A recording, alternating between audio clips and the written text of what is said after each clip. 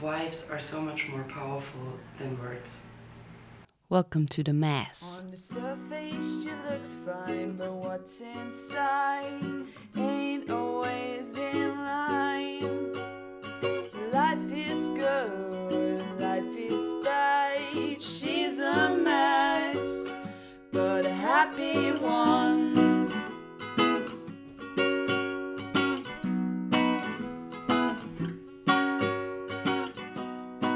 Hi, I'm littlehappymess and welcome to my podcast. Story time! Hello, welcome back to a new episode. I'm Nina, I'm your host, and this is the Little Happiness podcast. And today we are talking about how vibes are so much more powerful than words, and that we should trust the vibes and not the words. I hope that everybody's well. I hope this episode finds you super well now in this really cold time. I'm sorry for not consistently posting, but I've been on holiday and I thought like if I can't do it weekly then it's okay. Also, I'm gonna start a new job in January and then I'm studying, working and doing this, so it's gonna get a little bit more stressful and sometimes there might not be episodes, so just get prepared for that. It's just how it is. I do that in my free time, and if I can't make it, I can't make it. Because I'm really proud. I'm like being really healthy and really self-caring lately. I really entered a new I leveled up into a new version of me regarding to self-care and taking good care of myself, which is exactly the same, but never mind. And this is like part of it too. Anyways, I think we all know those people. I mean, if you're really sensitive, then we all know those people when we talk to them. Like we have a feeling that everything they say is true, that they're speaking the truth, and it's really nice being around them. Because you know that it feels right to be around them, and what they say feels kind of right, it's right for them, and then you can also accept it easier.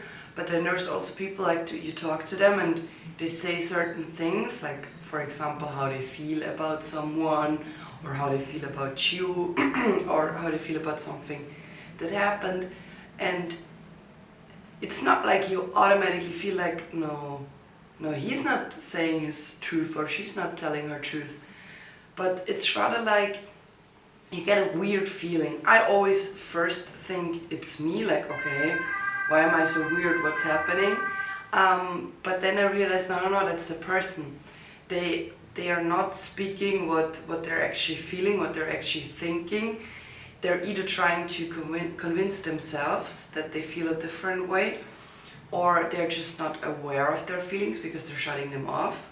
But that doesn't mean you're not aware of the feelings, because you are really sensitive. So I just got distracted because my phone was ringing. Hey Steffi. So this is really kind of sketchy, because you get this feeling like, am I wrong? Or it's like a little unease, a little tension inside of ourselves. And for me it took ages to figure out that I feel it like if it were my feeling. So I feel the way the person is supposed to feel, like what he or she's repressing or something. And then now I know how to separate that. I'm like, okay, no, that was that person. So he or she is not truly feeling this way. And I figured out for myself that I need to trust the feeling that I get, but also act on the words that the person is speaking. Why? I'm gonna mention in the wisdom part. So I've had a lot of times where I tried to act on the feeling that I got, but then it never ended good, because people just they kind of feel invaded in their private sphere if you act on a feeling. Like, for example, someone tells you, yeah, I really don't like this chick anymore, she's a bitch, or something like that, like, I'm too good for this. But then you're like, yeah, but I know that that's not true. I know that you truly like her, and you should admit that to yourself or whatsoever. and another person gets really mad because that's not what the other person told you, and he or she wants you to believe whatever they are saying, and not and not like, because they think that you're wrong, like they don't feel that, or they don't want to feel that, and they don't want to admit that, because if they wanted to admit that, then they would have told you. So in a therapeutic setting, that's something else, but usually we have like everyday interactions, and that's not therapeutic settings. And giving out kind of like advice for free or whatsoever, people don't want it. If they don't ask for it, they don't want it, and I understand it, because I don't want that either. I don't want people walking around telling me what to do or how I feel or whatsoever, because I know that myself, and that's how everybody else is feeling as well. Wisdom. So now to the wisdom part. So I've already mentioned that yes, trust the vibes, but act on the words. Why? Because sometimes we can see the potential of people, meaning that they're feeling a certain way, and we can see, okay, that's what they're actually trying to say, which is especially hard when you like someone else, for example, and the other person, they like you back, but they just don't admit to it, they don't say it, and then you kind of wait for them to trust their feeling, and you like, but I know that he or she likes me, and you stick around and act on what you felt or the vibes that you got.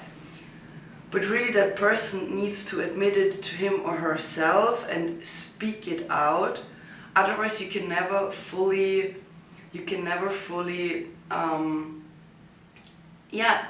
accept it as it is, because, for example, let's say you say, yeah, but I know that she liked me, and then the person's like, no, and you're like, yeah, but I know that I feel that, and then like, yeah, but you're wrong, and this feels really, really like not nice. So if you get the vibe, you can trust it, and you can even say it out and then see how the other person is reacting, and based on that reaction, you know what you're gonna do next time. But also, like, I think it's important to know it for oneself, because it's not just in those love relationship situations, but also in a work relationship or whatsoever. Like, for you knowing how that person truly feel, but act on the words that they say, but knowing that, okay, but really that's how that person feels, and I'm gonna keep that in mind, because maybe it's gonna be important later on or whatsoever. And I think that is especially important when you're not feeling comfortable, when you're around people that don't mean well, because you can feel that too, and then you know who to stick around and who not to stick around. I love sticking around people who are coherent. I feel really comfortable there. I feel really easy there, and like in line with my own feelings, because I don't have to process the feelings of the other person too. It's the hardest for me around like narcissistic people, because I can feel how bad they feel, like they really don't feel good, like I really want to help them, that's the way I feel.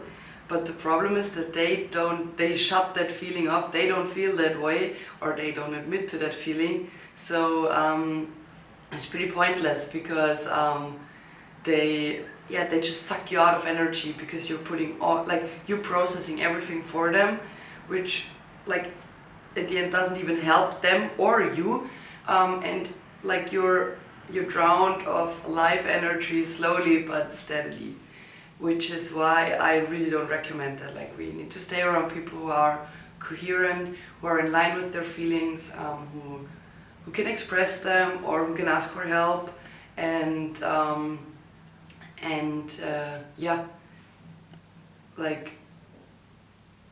just talk to those, because I think those kind of people are really mature, and I think it's the best to stick around people like this. And also for ourselves, like always always ask ourselves, like, am I really feeling the way that I'm just talking? Because sometimes, you're like in an environment that's maybe a little pressuring for you, and you want to be cool or whatsoever, and then you say things, and then you go home and you don't feel good about yourself, because you kind of denied or lied about the way you truly feel.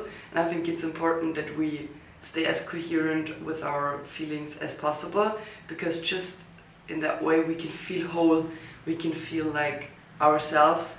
And if we're in environments that don't permit that, because we have to pretend to be someone else and like neglect our feelings, then I think we should try to avoid those environments, like maybe find another job or whatever environment it is, because it's not healthy for us to deny how we feel, to deny who we are.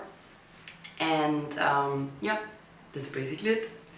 Today I don't have any further material because I'm reading a few books right now, but I kind of don't feel like they fit in here. So it's a really short episode today. I hope that I gave you some helpful input.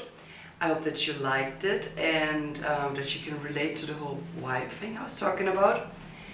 And I wish you an amazing Sunday. Have a great week. And I don't know if I'm going to do an episode next week because it's going to be Christmas, I think. Let's see. Anyway, if I don't, have an amazing Christmas.